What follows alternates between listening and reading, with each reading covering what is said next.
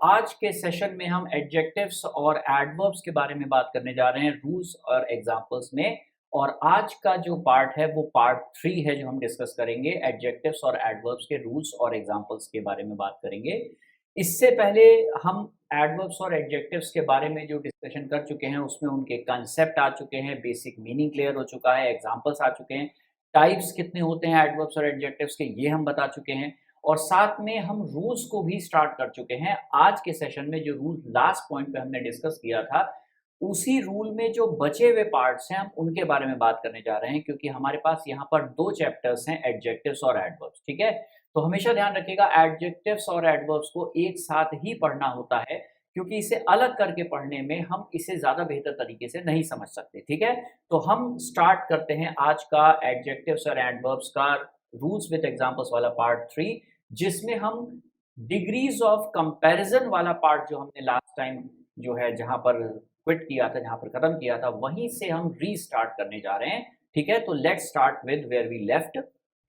देखिए, most of the adjectives and with E R and E S T for comparative and superlatives.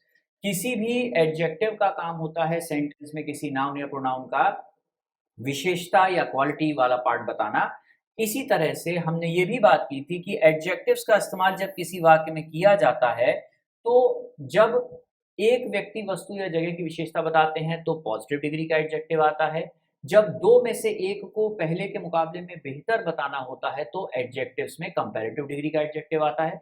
और जब हम 3 या 3 से ज्यादा की बात करते हैं, जिनमें एक व्यक्ति, वस्तु या जगह बाकी के 2 या बाकी के सब के मुकाबले में या तो सबसे बेहतर होता है या सबसे खराब होता है, सुपरलेटिव डिग्री जिसे कहा जाता है, तो ये कैटेगरी के एडजेक्टिव्स इस्तेमाल होते हैं। ठीक है, और इनमें क्या किया जाता है, ईआर और ईएसटी का यूज किया जाता है पॉजिटिव से कंपैरेटिव, कंपैरेटिव से सुपरलेटिव बनाने के लिए। देखिए, यही वर्ड ओरिजिनल वर्ड है, ईआर लग गया और ईएसटी। इसी तरह आप देख रहे हैं सब जगह ईआर और ईएसटी लगा हुआ है। ठीक, हर जगह पे ईआर और ईएसटी ही फॉलो कर रहा है सब जगहों पे। ठीक, ये पॉइंट इतना हमने जो है लास्ट लेक्चर पे डिस्कस किया था। ठीक, अब इसे बताने के बाद, क्योंकि ऑलरेडी हम एक्सप्लेन कर चुके थे इसको, तो हम थोड़ा सा आगे बढ़ते हैं इसमें। इसी में सेकंड पार्ट में कुछ और एग्जांपल्स थे, जैसे हमने ये भी बात की थी कि ज्यादातर ऐसा होता है ईआर और ईएसटी वाले ही एडजेक्टिव्स होते हैं। कंपैरेटिव को पॉजिटिव से कंपैरेटिव ले जाना है, कंपैरेटिव से सुपरलेटिव ले जाना है, तो इस तरह से होता है। और हमने ये भी बताया था कि वाई पे खत्म होने वाले जितने भी वर्ड्स होते हैं, मैक्सिमम उन वर्ड्स का पॉजिटिव से जब कंपैरिजन बनाते हैं तो y की जगह पर IER हो जाता है कंपैरिजन वाले पॉइंट पे। और इसी तरीके से जब ये इधर जाता है तो अगेन ये चेंज होता जाता है और इस बार लग जाता है EST। ठीक है, या IEST आप कह सकते हैं। ठीक है, तो IER का IEST हो जाता है सब में चेंज। ठीक है, इस तरह से कंपैरेटिव से पॉजिटिव से होते हुए आगे जाके सुपरलेटिव में चेंज हो जाता है। ठीक है, तो यहां तक हम बात कर चुके थे। और मैक्सिमम इस तरह के होते हैं, एक आध ऑप्शंस डिफरेंट भी हो सकते हैं। जैसे हॉट में देखिए वाई नहीं आया है, तब भी ईआर लगा है और ईएसटी लगा है। बस अंतर ये है, यहाँ पर आईआर होता है आईएसटी और यहाँ पर ईआर और ईएसटी, क्योंकि ये हॉट जो वर्ड है ये वाई पे खत्म नहीं हो रहा है। ठीक, अब देखिए यहां तक हम डिस्कशन कर चुके थे, अब हम आते हैं इसके आगे वाले पार्ट पे। नेक्स्ट पार्ट क्या कहता है, कुछ ऐसे एडजेक्टिव्स होते हैं वो अपने फॉर्म्स को जो है कंपैरेटिव और सुपरलेटिव डिग्रीज में चेंज कर लेते हैं। ठीक है, और चेंज कर लेते हैं मतलब या तो वो वर्ड पार्शियली चेंज हो जाता है या पूरी तरीके से बदल जाता है। ठीक, वो वर्ड जो ओरिजिनल रहता है वो वर्ड ओरिजिनल वाला पार्ट नहीं रहता है, उसमें कुछ चेंजेस आ जाते हैं। ठीक, अभी तक हम देख रहे थे ओरिजिनल वर्ड वही था, ईआर और ईएसटी लगा के उसका कंपैरेटिव और सुपरलेटिव बनाया जा रहा था। लेकिन इस बार ऐसा नहीं है। जैसे गुड हमने वर्ड लिया मतलब अच्छा, तो जब वो कंपैरिजन में गया तो क्या बन गया, बेटर। और जब सुपरलेटिव में गया तो क्या बन गया, बेस्ट। तो देखिए यहां पर जो चेंज आया है वो पूरे शब्द में ही चेंज आ गया है। वैसे ही वेल भी क्या है, गुड का ही सिनोनिम है। ठीक है, लेकिन वेल जो है यू आर फीलिंग वेल के सेंस में ज्यादा यूज होता है। ठीक है, अब यहां पर वेल है तो वेल का भी बेटर होगा और सुपरलेटिव अगेन बेस्ट हो जाएगा। तो गुड और वेल दोनों का ही कंपैरेटिव होता है बेटर, और दोनों का ही सुपरलेटिव क्या हो जाता है, बेस्ट हो जाता है। ठीक, तो ये ध्यान रखने वाली बात है। बेसिक फॉर्म अलग है लेकिन चेंजेस सेम पैटर्न पे ही दोनों में हो रहे हैं। अच्छा, बेहतर और सबसे अच्छा हिंदी में ये ट्रांसलेशन बनेगा। नेक्स्ट है बैड। बैड चेंज हो जाता है वर्स में और वर्स चेंज हो जाता है वर्स्ट में। ठीक है, यहां पर एस ई लगा है और यहां एस टी लग जाता है। ठीक, इसी तरीके से जो फार वर्ड है, फार का मतलब डिस्टेंस के सेंस में जब हम बात करते हैं तो वो चेंज हो जाता है फार्दर में, उसके मुकाबले में ज्यादा दूर, और फार्दर चेंज हो जाता है फारदेस्ट में, मींस बहुत ज्यादा दूर या डिस्टेंट, बहुत दूर दराज का। ठीक है, इसी तरह से लिटिल एक एडजेक्टिव है जो अमाउंट में किसी चीज को बताता है कि वो अमाउंट में जो वस्तु रखी है वो कितनी है, कम है तो किस हद तक है। तो लिटिल का मतलब जो है पॉजिटिव डिग्री, जैसे हमने कहा लिटिल वाटर, कम वाटर, संख्या की जगह पर हम जहां पर क्वांटिटी की बात करते हैं तो लिटिल का यूज करते हैं। तो लिटिल का चेंज किस में होगा, इसके दो कंपैरेटिव्स होते हैं। ठीक है, एक कंपैरेटिव होता है लेस और दूसरा होता है लेसर। ठीक, लेसर जो है वो तासीर या इंटेंसिटी में बताता है, उससे बेहतर या कम के मुकाबले में, जबकि लेस का मतलब क्वांटिटी या न्यूमेरिकल वैल्यू या मेजरमेंट के सेंस में होता है, जिसको आगे के हम अभी आगे के पॉइंट्स में डिस्कस करेंगे डिटेल में। ठीक है, तो लिटिल का जो कंपैरेटिव फॉर्म है वो लेस भी है और लेसर भी है, लेकिन इन दोनों का जो सुपरलेटिव फॉर्म है वो है लीस्ट, मतलब सबसे कम चीज मात्रा में है तो लीस्ट होगा। अब ये किस पैटर्न में जाएगा, लिटिल लेस लीस्ट भी हो सकता है और लिटिल लेसर और लीस्ट भी हो सकता है, दोनों पॉसिबिलिटी सही है। ठीक, नेक्स्ट आता है मच। क्वांटिटी में कोई चीज अच्छी खासी मौजूद है, प्लेंटी में है, अबैंडेंस में है, सफिशिएंट में है, प्रचुर मात्रा में है, तो हम यूज करते हैं मच। और मच जो है क्वांटिटी में बहुत ज्यादा बताता है, तो मच का ही जो हम देख रहे हैं कि जो सुपरलेटिव और कंपैरेटिव होता है, तो पहले हम जाते हैं कंपैरेटिव पे, तो कंपैरेटिव क्या हो जाता है, मोर।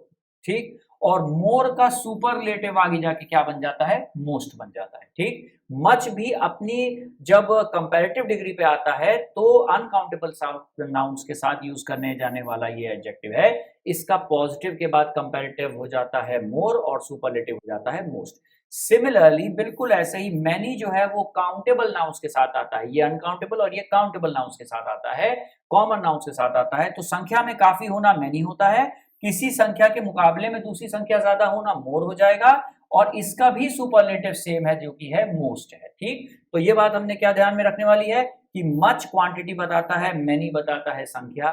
मच अनकाउंटेबल नाउन के साथ आता है और मैनी आता है काउंटेबल नाउन्स के साथ। दोनों का कंपैरेटिव पार्ट होता है मोर और दोनों का सुपरलेटिव पार्ट होता है मोस्ट होता है। ठीक, यहां तक समझ में आई होगी बात। ठीक है, कंपैरेटिव सुपरलेटिव किस तरह से बनते हैं। नेक्स्ट है ओल्ड। ओल्ड का मतलब है एज के डिफरेंस को बताने के लिए बनाया गया एडजेक्टिव ओल्ड। ठीक, अब ओल्ड जो वर्ड है इसके भी दो कंपैरेटिव्स हैं और दो सुपरलेटिव्स हैं, इसके ऊपर क्वेश्चन आता है। फिलहाल इतना समझिए कि ओल्ड का ओल्डर भी है और एल्डर भी है, और ये दोनों का सुपरलेटिव ओल्डेस्ट और एल्डेस्ट है।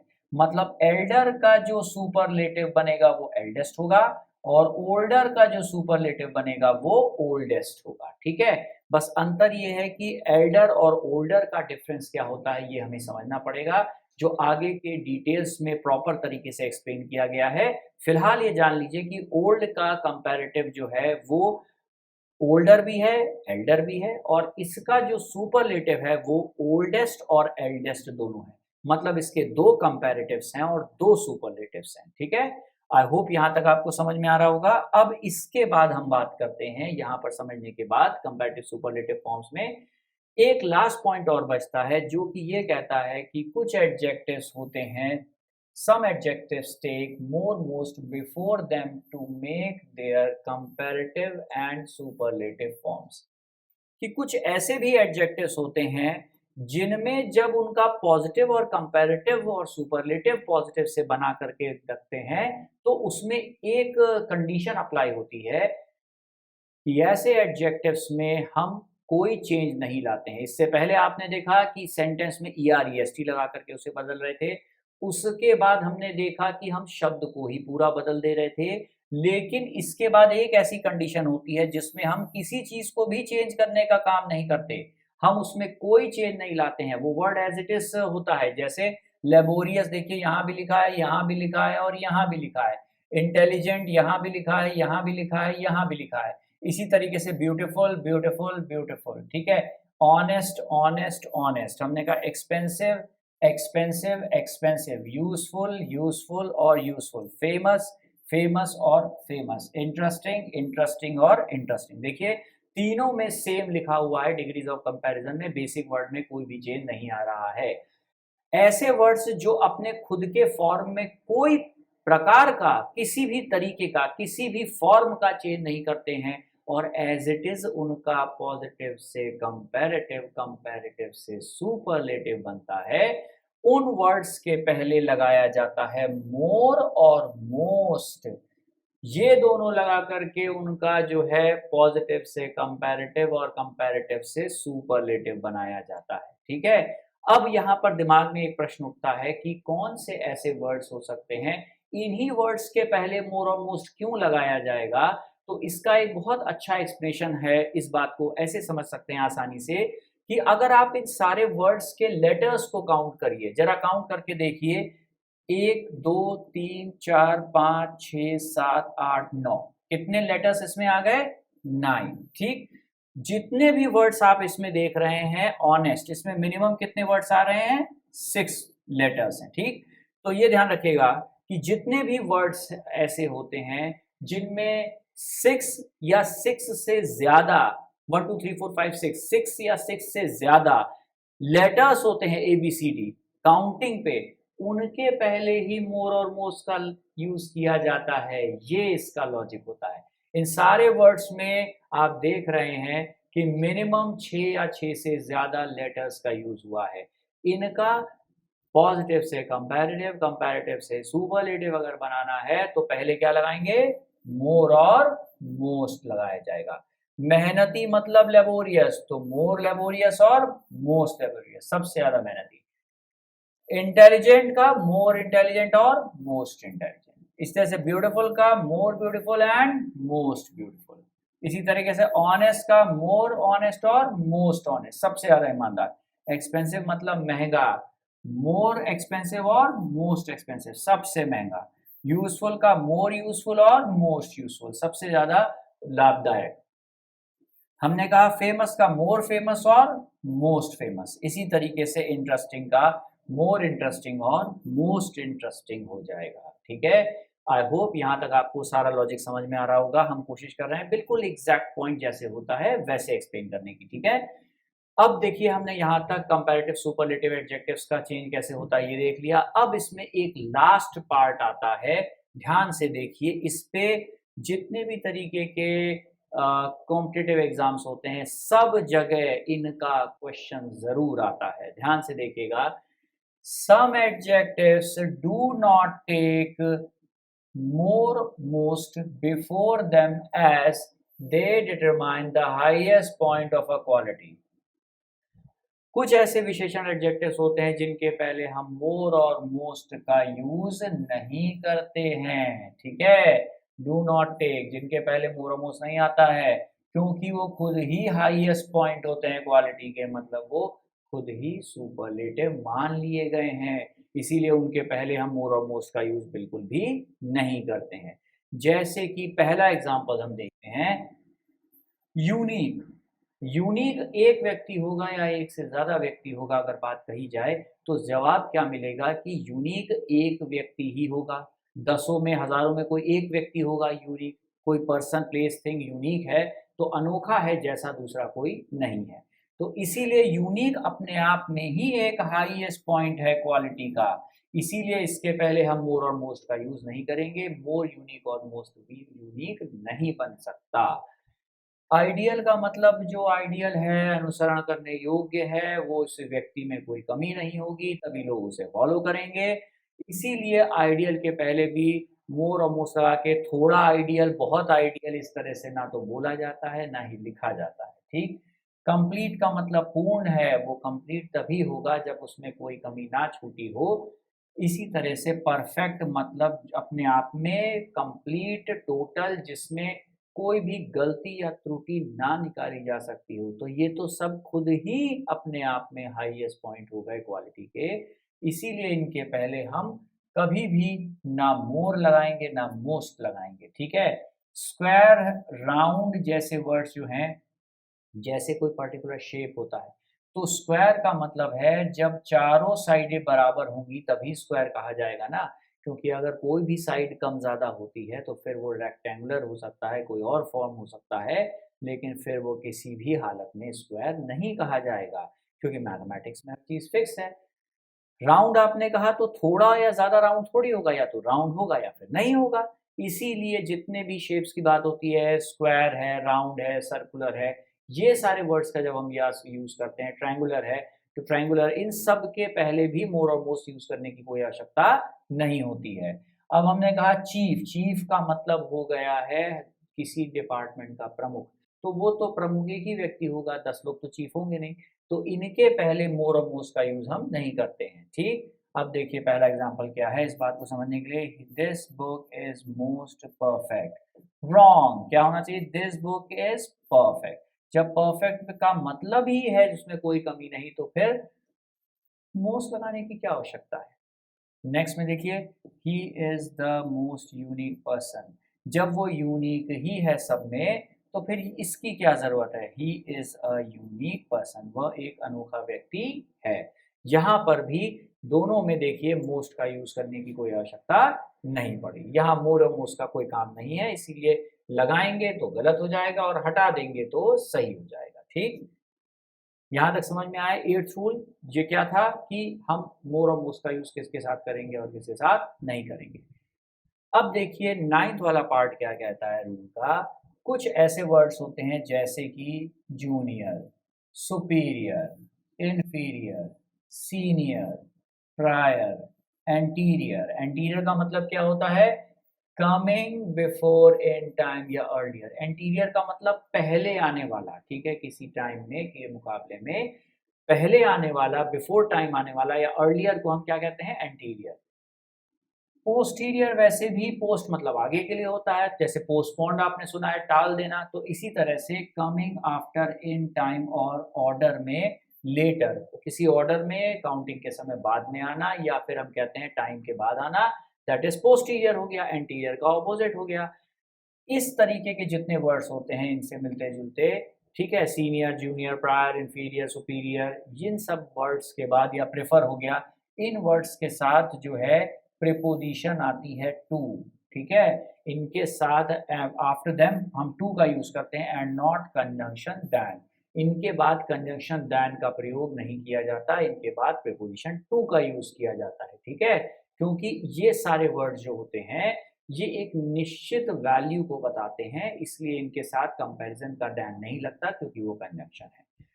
अब यहाँ पर देखिए example, Ram is junior to his friend, ठीक है, वो जूनियर होगा, वो सीनियर होगा। Indian goods are superior to Chinese से सुपीरियर है, इंडियन गुड्स बिल्कुल है। This event took place prior to the Gulf War. Prior का मतलब क्या होता है? प्रायर का मतलब होता है बिफोर, ठीक है, पहले।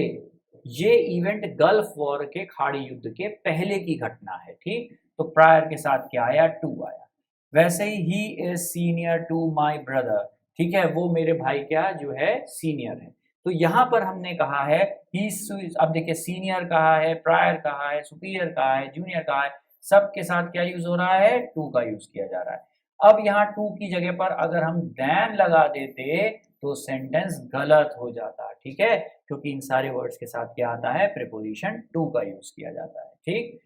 अब देखिए 9th के रूल के बाद नेक्स्ट रूल आता है 10th वाला रूल, जो कि ये कहता है, अब यहाँ पर इस रूल में क्या बताया गया है, तीन अलग अलग कैटेगरीज दी हैं जिनमें मिलते जुलते कुछ वर्ड्स हैं, और उनके डिफरेंस के ऊपर बहुत सारे क्वेश्चन बनते हैं। कैसे बनते हैं, क्या बनते हैं, अब हम डिटेल में बात करने जा रहे हैं। देखिए डिफरेंस बिटवीन, किन किन में अंतर? एल्डर और ओल्डर में। एल्डर और ओल्डर क्या बताता है? For age difference. एज के डिफरेंस बताने के लिए हम एल्डर और ओल्डर का वर्ड का यूज करते हैं, ये दोनों एडजेक्टिव्स हैं। ध्यान रखिएगा दोनों के अपने अपने रूल हैं और अपने दोनों के तरीके हैं सेंटेंस में, किस लॉजिक के लिए एल्डर और किसके लिए ओल्डर आता है, ये हमें समझना पड़ेगा। लेकिन दोनों बेसिकली किस काम के लिए आते हैं? एज के डिफरेंस को बताने के लिए। इन दोनों के अंतर पे क्वेश्चन बहुत सारे आते हैं एडजेक्टिव्स में। नेक्स्ट है फार्दर और फर्दर। फार्दर और फर्दर का मतलब जो है उसके डिस्टेंस के और सीक्वेंस के मीनिंग में होता है। फार्दर का मतलब हो गया डिस्टेंस में दूर दराज का या डिस्टेंट का सिनोनिम हो गया। फर्दर का मतलब सीक्वेंस हो गया, एक श्रृंखला में आने वाली आगे की कड़ी जो होती है काउंटिंग में, उसे हम कहते हैं फर्दर। ठीक, देखिए स्पेलिंग में अंतर, दैट इज FARTHER हो गया, FURTHER हो गया, दोनों में अंतर है। ठीक, नेक्स्ट है फॉर्मर और लेटर, जिसमें फॉर्मर का मतलब होता है फर्स्ट और लेटर का मतलब होता है सेकंड। ठीक, जब हम बात करते हैं दो लोगों की तो हम कहते हैं पहले वाला व्यक्ति दूसरे से ज्यादा बेहतर है, तो पहले वाले के लिए फॉर्मर जो पहले आ गया, और लेटर का मतलब लेटेस्ट, याद रखिएगा लेटर से लेटेस्ट समझना आसान होता है। ठीक, तो ये इस तरह से वर्क करता है। इन तीनों के बेसिक मतलबों के बाद अब हम आते हैं सेंटेंस में, बाकी मतलब हम सेंटेंस में समझते हैं। पहला एग्जांपल क्या है? His older brother got selected last year। उसका ओल्डर ब्रदर जो है वो लास्ट ईयर सेलेक्ट हो गया। अब यहाँ पर देखिए क्या लिखा है कि ये रॉन्ग है, ये सेंटेंस जो है रॉन्ग है, यहाँ पर ओल्डर का यूज नहीं होना चाहिए। और सेंटेंस को करेक्ट करके क्या से लिखा गया? His Elder brother got selected last year. अब इसे हमने कहा सही है और इसे कहा गलत है। क्यों कहा? ध्यान से देखिएगा। ब्रदर वर्ड ध्यान रखिए, ब्रदर वर्ड का मतलब है, जब हम ब्रदर कहते हैं मतलब RELATIVES, रिलेटिव्स या रिलेटिव की बात होती है। जब रिलेटिव्स की बात होती है और स्पेशली कब? जब ब्लड, खून का रिश्ता, या हम कहते हैं ब्लड रिलेशन है किसी में, ब्रदर कहा, सिस्टर कहा, कजन कहा, तो कहीं ना कहीं ब्लड रिलेशन आ जाता है। तो जब हम ब्लड रिलेटिव्स की बात करते हैं या रिलेटिव्स की बात करते हैं जिनसे कोई ना कोई रिश्ता है किसी ना किसी तरह से ब्लड का, तो वहां पर हम एल्डर का यूज करते हैं, ओल्डर का यूज नहीं करते हैं। ओल्डर का यूज कब किया जाता है? ओल्डर का यूज किया जाता है तब जब हम ब्लड रिलेशन के अलावा बात करें। अगर दोस्तों की बात करें तो एज में डिफरेंस के लिए हम ओल्डर का यूज कर सकते हैं, लेकिन एल्डर का यूज सिर्फ तब करेंगे जब ब्लड रिलेशन होना चाहिए। ठीक है, नेक्स्ट में देखिए, this is the eldest man in the village. गलत। अब यहाँ पर ये व्यक्ति सबसे बड़ा व्यक्ति है, सबसे ज्यादा एज का है इस विलेज में, तो यहाँ पर हम कोई रिश्ता तो बता नहीं रहे हैं, तो इसीलिए हम एल्डेस्ट का इस्तेमाल नहीं करना चाहिए, हमें कहना चाहिए oldest man in the village. सबसे ज्यादा ओल्डेस्ट मैन है इस विलेज में, सबसे ज्यादा बूढ़ा व्यक्ति है, he is the oldest man in the village. ठीक है, तो यहाँ ओल्डेस्ट वर्ड सबसे वही से इधर बैठेगा और सही बैठ जाएगा। नेक्स्ट में देखिए, माई brother is 5 years older than me. मेरा भाई मुझसे 5 साल बड़ा है। अब यहाँ अगेन ब्रदर का यूज कर दिया है, तो ओल्डर का यूज हम नहीं कर सकते। और यहाँ पर एक बात को और ध्यान देना पड़ेगा आपको कि यहाँ पर ओल्डर के साथ देन आता है, आया है। ठीक, तो ये भी हमें चेक करना है कि देन आएगा या कोई और वर्ड आ सकता है। ठीक, तो अब फिफ्थ वाले पॉइंट को लेते हैं। ब्रदर की वजह से यहाँ पर ओल्डर की जगह पर क्या होना चाहिए? एल्डर, क्योंकि ब्लड रिलेशन के लिए क्या आता है? एल्डर आता है। ठीक, अब यहाँ पर इस बात को हम नेक्स्ट क्वेश्चन में देखते हैं पॉइंट पे। 6 वाले में देखिए उसी वाक्य को सही करके लिखा गया है, my brother is 5 years elder to me. तो यहां से क्या बात सामने आती है कि एल्डर के साथ हम टू का यूज करते हैं और ओल्डर के साथ हम देन का यूज करते हैं। ठीक है, ये याद रखने वाला पॉइंट है। ओल्डर के साथ देन, एल्डर के साथ टू आता है। ये ब्लड रिलेशन के लिए आता है और ये ब्लड रिलेशन नहीं होने पर इस्तेमाल किया जाता है। जब हम ब्लड रिलेशन की बात नहीं करते हैं तो हम ओल्डर देन का यूज कर सकते हैं, और अगर ब्लड रिलेशन है तो हमेशा हम एल्डर के साथ टू प्रिपोजिशन का ही यूज करेंगे। ठीक, New Delhi is further from Allahabad than Lucknow, और आगे लिखा है रॉन्ग। ठीक है, New Delhi is further, further का मतलब होता है आगे आने वाली श्रृंखला में जो कड़ी है, नेक्स्ट कड़ी सीक्वेंस में जो है उसको हम फर्दर कहते हैं, और दूरी के सेंस में हम फार्दर, FARTHER, फार्दर का यूज करते हैं। इसीलिए ये वाक्य गलत और ये सही कि New Delhi is farther from Allahabad than Lucknow. New Delhi जो है वो इलाहाबाद से भी दूर है और लखनऊ से भी दूर है, लेकिन न्यू दिल्ली जो है वो इलाहाबाद से ज्यादा दूर पड़ती है लखनऊ के मुकाबले में सेंटेंस का ये ट्रांसलेशन बनेगा। ठीक है, कि ध्यान रखिएगा दिल्ली दोनों ही शहरों से, ये शहर जो है इससे भी और इससे भी दूर है, लेकिन इससे इलाहाबाद से दिल्ली की जो दूरी है, जो प्रयाग है, प्रयाग से इलाहाबाद से जो दिल्ली की दूरी है, दिल्ली की दूरी है, न्यू दिल्ली की, वो ज्यादा है। लखनऊ से जो है दूरी जो है, डिस्टेंस जो है, वो दिल्ली की कम है। ठीक, ये सेंटेंस का मीनिंग है। तो दूरी के संदर्भ में हम क्या यूज करते हैं, फार्दर का। अब देखिए अगले दो सेंटेंस में 8th और 9th में, don't make farther delay in the project, तो यहां ये गलत हो गया, क्योंकि और ज्यादा देरी ना करो के सेंस में उसी बात में कुछ ऐड करना हो तो हम फिर फर्दर का यूज करते हैं, फार्दर का नहीं। इसे डोंट मेक फार्दर डिले नहीं होगा, further delay in the project होगा। तो यहां पर ये गलत हो गया और ये सही हो गया, क्योंकि मीनिंग और तर्क जो होता है सेंटेंस में वो सबसे इंपॉर्टेंट होता है। अगर मीनिंग या तर्क बदलता है तो सारी चीजें बदल जाती हैं। ठीक, नेक्स्ट में देखिए, John and Smith are good friends but the former is better than the latter. अब यहां पर देखते हैं, जॉन और स्मिथ अच्छे दोस्त हैं, लेकिन the former is better than the latter. तो यहां पर एक व्यक्ति जॉन है, दूसरा व्यक्ति स्मिथ है।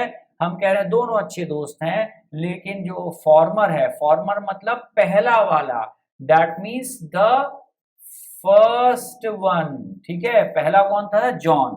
तो former is better than the latter means पहले वाला व्यक्ति जो है वो दूसरे वाला व्यक्ति, मतलब लेटर किसको रेफर कर रहा है, इसको रेफर कर रहा है कि जॉन जो है और स्मिथ दोस्त हैं, लेकिन जॉन स्मिथ से बेहतर इंसान है।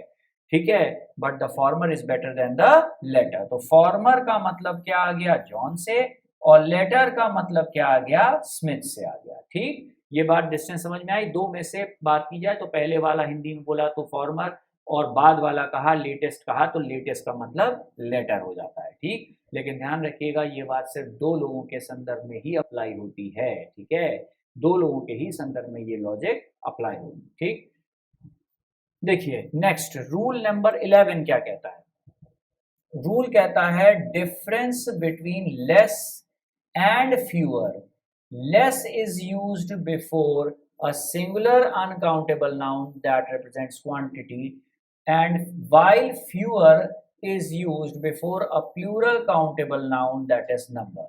लेस और फ्यूअर में क्या अंतर है, ये दोनों एडजेक्टिव्स हैं और इनका इस्तेमाल बहुत इंपॉर्टेंट होता है, बहुत सारे क्वेश्चंस इसके साथ बनते हैं।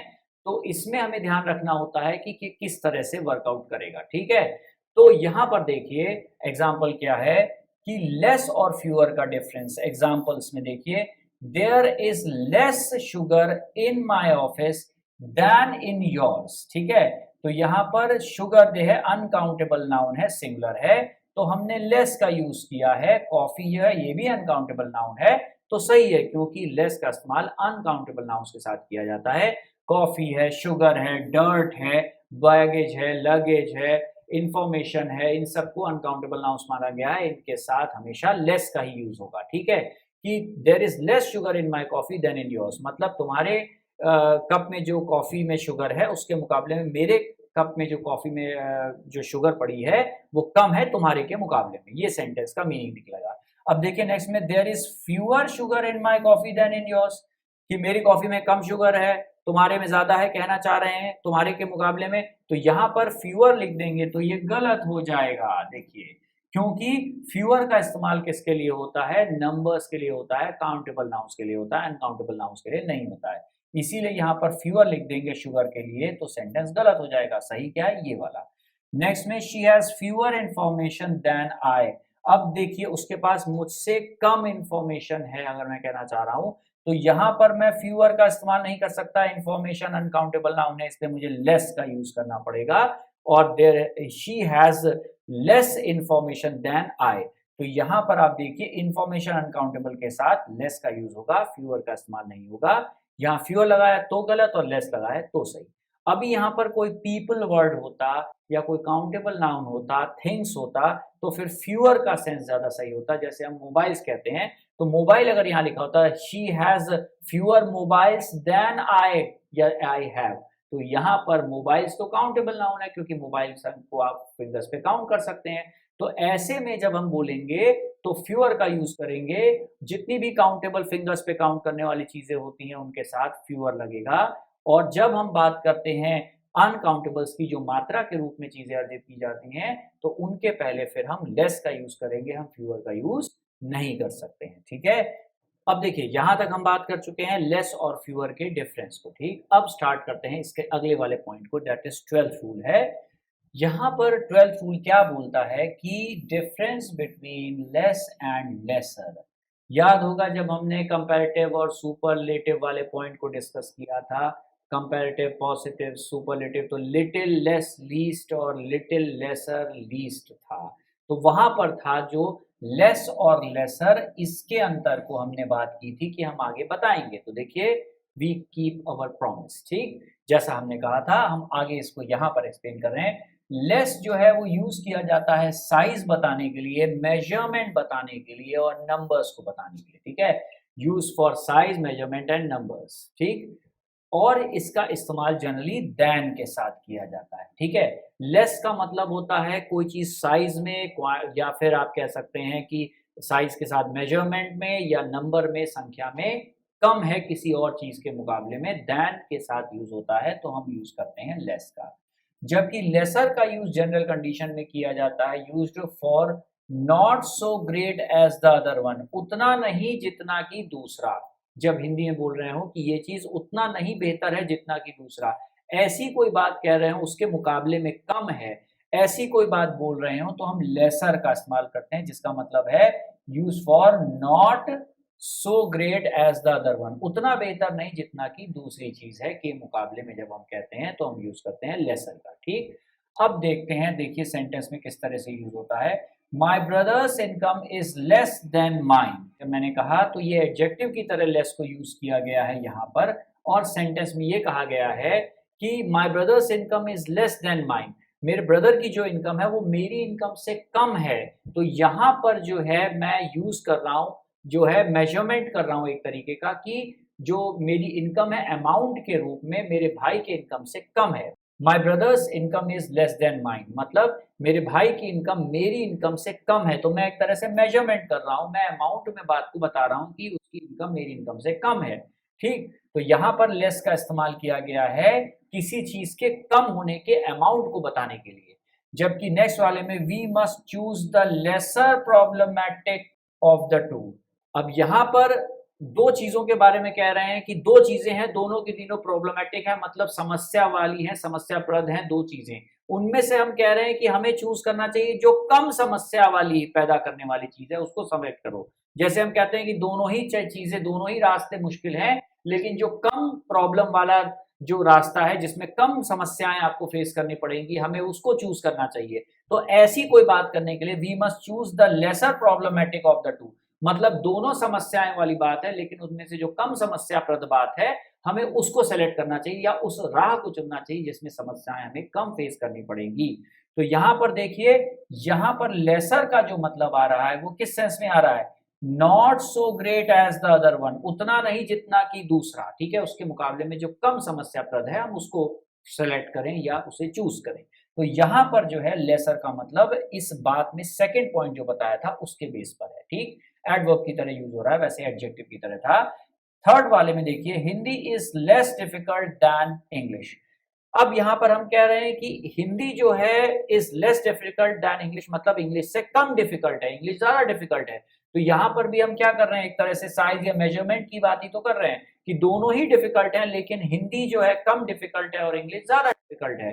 तो ऐसे कंपैरिजन में भी हम क्या करते हैं, लेस का इस्तेमाल करते हैं, क्योंकि हम इसे एडवर्ब की तरह यूज करके इन दोनों में इस बात को कंफर्म कर रहे हैं कि कौन सा ज्यादा बेहतर है। ठीक है, तो इस तरह से इस पॉइंट को हमने जो है यूज किया इस बात को कंफर्म करने के लिए। अब इसके बाद आते हैं यहां पर, he said that he would not charge less than 200 rupees for his service।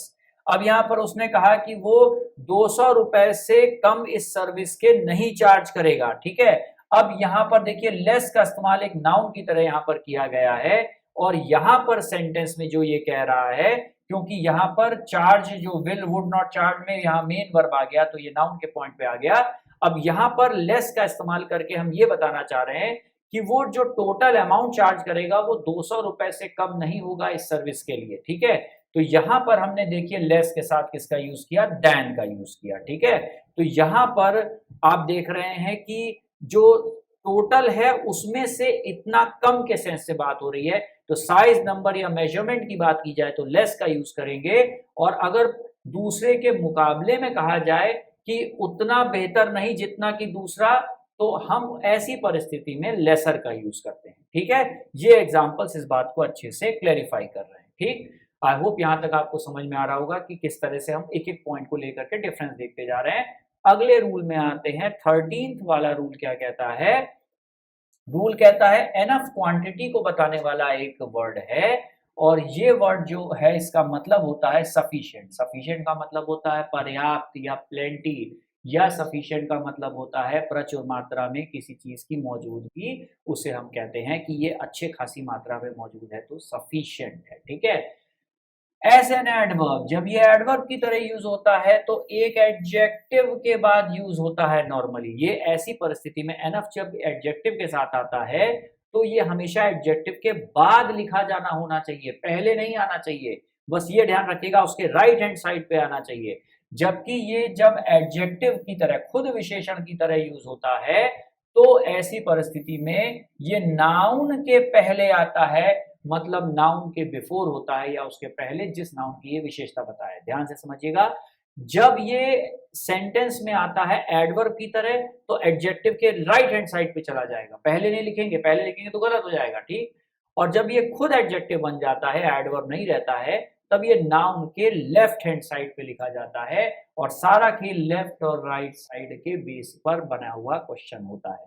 तो हमें बस यही चेक करना होता है कि ये लेफ्ट में है या ये राइट में लिखा है, नाउन के साथ आ रहा है या एडजेक्टिव के साथ आ रहा है। अब देखिए, this question is enough difficult, गलत, क्योंकि डिफिकल्ट क्या है, ये एडजेक्टिव है।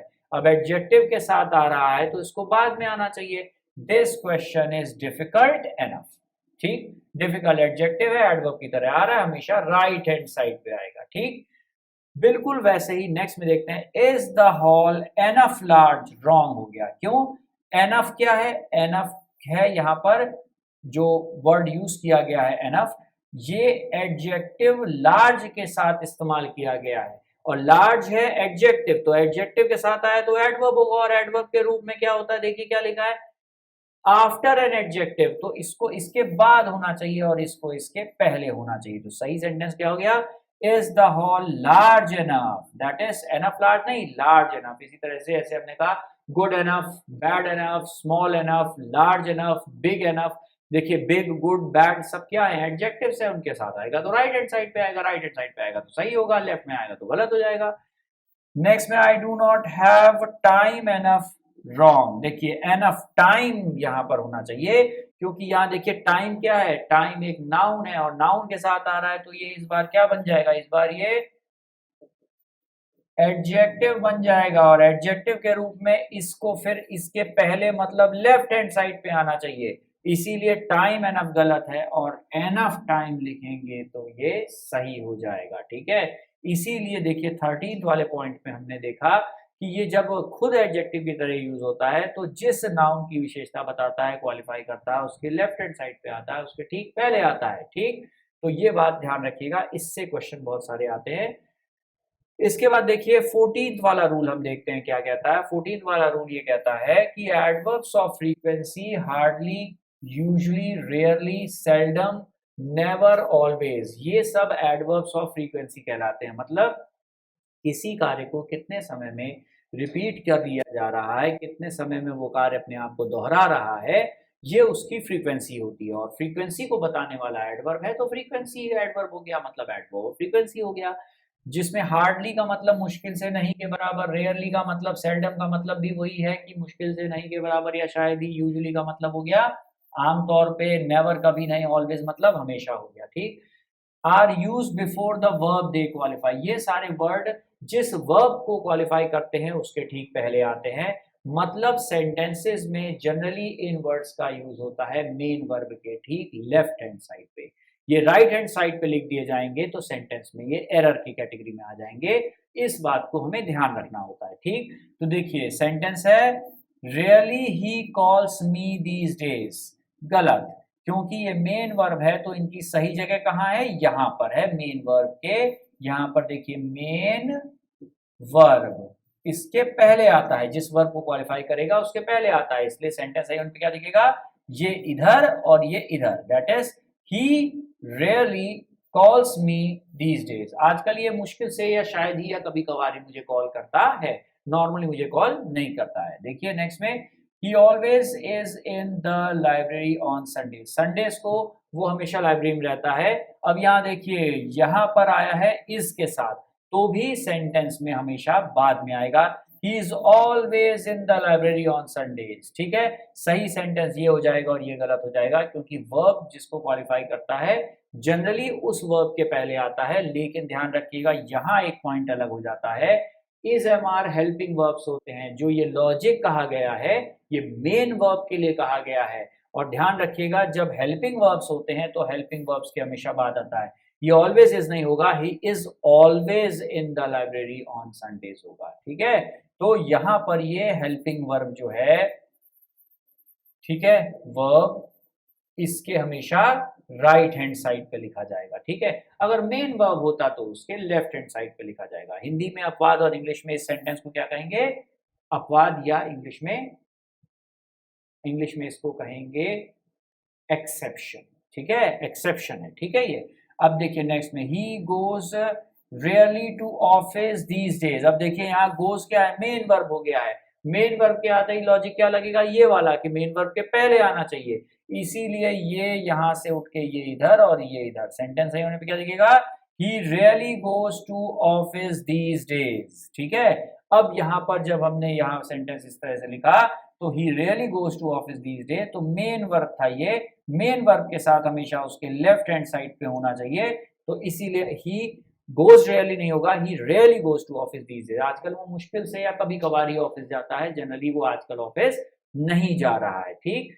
तो आई होप कि आप लोगों को यहाँ तक ये बातें समझ में आ रही होंगी कि किस तरह से एडवर्ब्स के रूल्स देख रहे हैं हम, फ्रीक्वेंसी वाले रूल तक आ गए, हमने कंपैरिजन वाले पॉइंट्स को देखा, किस तरह से कंपैरेटिव एडजेक्टिव्स आए, किस तरीके से पॉजिटिव से कंपैरेटिव, कंपैरेटिव से सुपरलेटिव बनाया गया, ठीक है। तो ये पॉइंट यहाँ तक हमने समझे हैं, ठीक है। इसके बाद जो है अभी भी कुछ रूल्स और पॉइंट्स बचे हैं जो हम नेक्स्ट लेक्चर में डिस्कस करेंगे, उसमें बचे हुए रूल्स पॉइंट्स और साथ में हम क्वेश्चंस को भी डिस्कस करेंगे, क्योंकि एडवर्ब्स और एडजेक्टिव्स एक बहुत बड़ा चैप्टर है। हमने सबसे पहले कंसेप्ट डिस्कस किया, रूल्स एग्जांपल्स देखे, उसके बाद कुछ और रूल्स एग्जांपल्स अभी हमको देखने बाकी हैं, कंपैरेटिव डिग्रीज आज हमने देखी।